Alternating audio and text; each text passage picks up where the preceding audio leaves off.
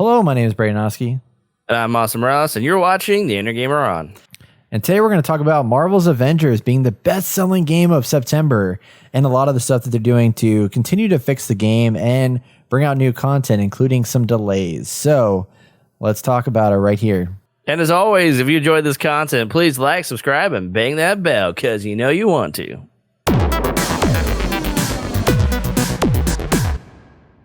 I got one last thing I want to talk about. All right. And it's no surprise here. It's Marvel's Avengers. I have to talk about it for a second. Of course. Because they came out and said that in September, it was the best-selling game in September. And so far, the seventh best-selling game of 2020, which is pretty good. So it beat out Tony Hawk's Pro Skater 1+2. It beat out Super Mario 3D All-Stars in September. And it beat out NBA 2K21. So it's pretty good. Oh, and Madden, the new Madden game.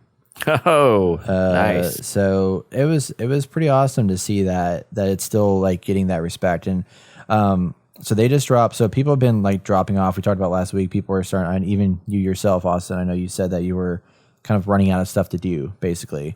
So this week they released a new patch, which is patch 1.3.3, and they added a lot of new quality of life features that are very, very welcome. You can run in the helicarrier now. You can go to one place and get all your faction missions.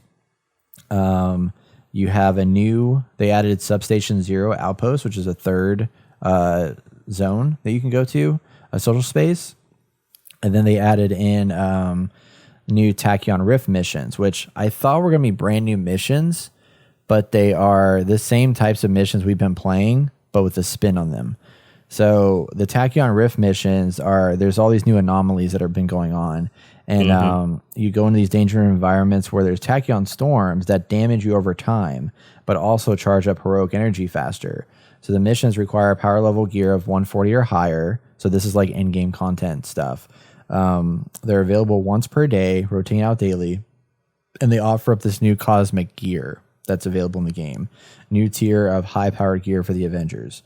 So that's a new thing that's coming out. But in addition to that, because of the fact, again, there was so many bugs in this game when it first launched, and I give them so much credit about how fast they've been churning out these updates. Because I mean, the fact that not only these updates, these patches that are coming out, and they've brought out like 5 patches in the last 5 weeks or 6 weeks.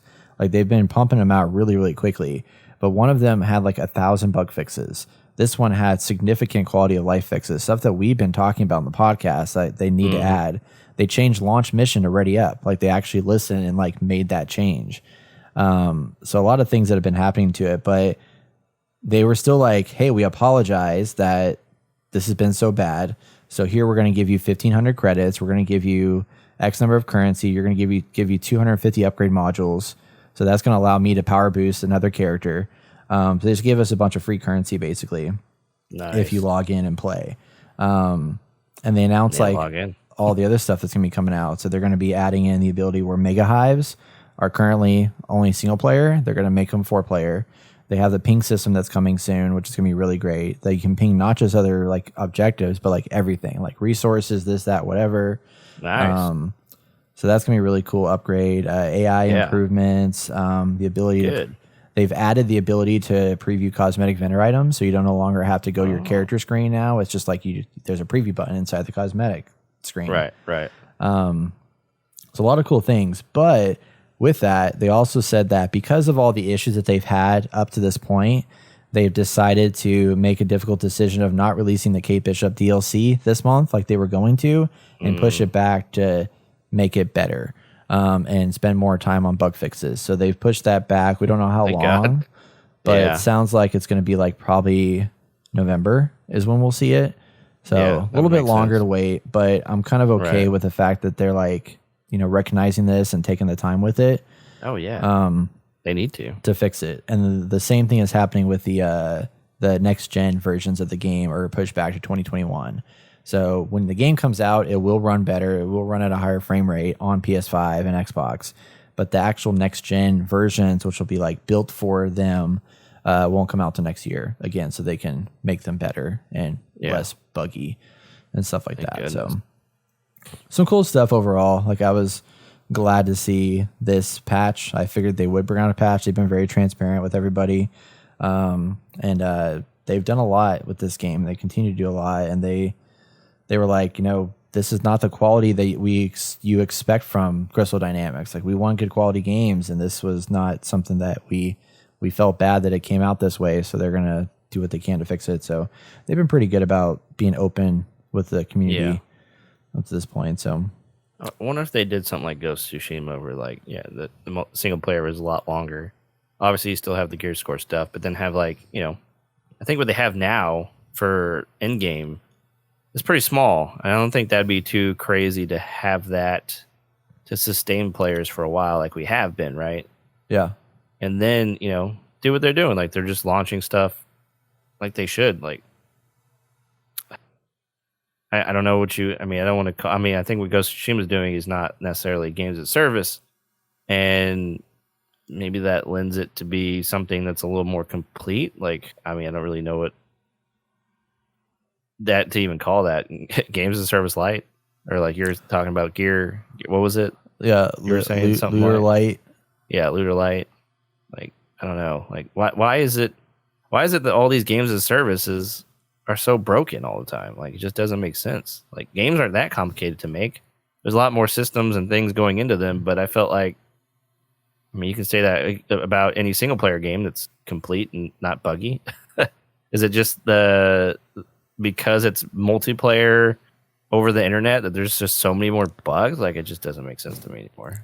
Well, I think in the sheer amount of, if you think about just how many pieces that have to jive together that exist in this game, there's a lot of stuff. You have 6 characters that are vastly different. Each character has 3 pages of skill trees that affect the gameplay. Every piece of loot modifies your character in some way. The loot has to be interesting to make people want to get it and upgrade it and search for it. And it has to progressively get better as time goes on. And then you have not only just regular progression, but then once you get to the end, how do you make that stuff interesting without having to produce a whole nother 20-hour game campaign? And stuff like that. So I think there's just a lot of that stuff. And then the balance has to come into play in every single aspect of that. And I think that's the really challenging part with all these different pieces and puzzles that come together that just make it complex. Whereas single player game, it's you're dealing with one player, and you, especially with Ghost of Tsushima, they're at a very huge advantage because they are developing for one platform. And that's PlayStation 4. They know exactly what that platform does, how it works, how to operate it, and they have Sony support to make it work as good as it can. With this game, they're bringing it out simultaneously to Xbox, PS4, PS5 eventually, and PC. So they have a whole, they're basically developing 3 different games in a sense, especially with PC being so different and having to account for all these different PC computer systems and stuff like that. So there's a lot of variables that come into it. We do need exclusivity. No, I think so. It'd just make everything so much easier. Yeah, it would. Or build a system to where kind of how on Android right now, Android and iOS, there's coding languages out there like React Native, which allow you to build one set of code that applies to multiple versions of a thing. So you can write an app now in React Native and have it deploy to iOS and Android in one fell swoop. And that's why Unity is so popular, because you can build Unity that is cross-compatible. It's one code base that can work on multiple platforms, but it's not. But there's still things you have to do that are specific to each one. That you have to kind of take into consideration, and that's where it gets really tricky. Right. I just feel like Unreal is so common these days. You think that all that stuff works mostly the way it should to translate through all these different consoles and PC. It's just it's the same architecture. Than that. It's a lot. Well, I know it's a little more complicated, but the architecture is the same. Yeah, it's different code base. That's the thing. It's PS4 and Xbox is written on an entirely different code base. Xbox is written probably using C++ so they don't read and stuff like that. Unreal the same way. No, it's a different programming language entirely. So it's that has to communicate with Unreal. Yeah. Yeah, the basis. That's why you don't see as many games that come out on Mac, because Mac's written on an entirely different system and architecture than Windows is.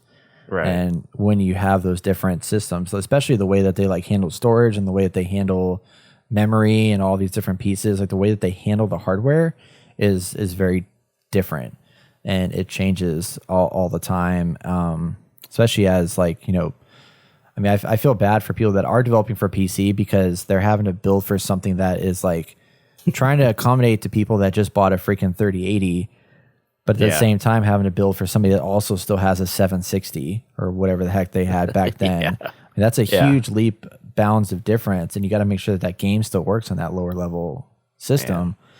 Yeah, I don't envy them. Yeah.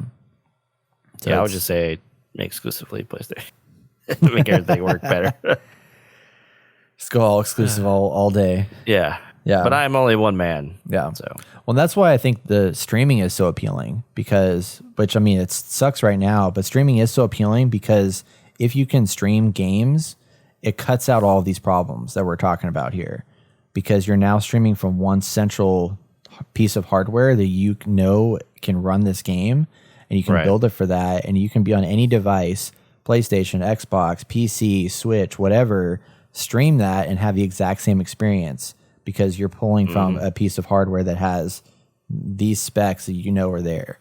And I think that could be, if they can make that work to the point where we don't have the lag issues, like a lot of these problems are going to disappear. Because at that point, you literally are building one code base that works on one thing, and that's all you have to focus on. Yeah. No, so you're right. That helps a lot. So I'll be... Gaming this is why these things just don't work. Yeah. Yep. It's crazy. Well, we figured it out. We solved the world's problems, Brett. We did it. Did. Good job. Yep.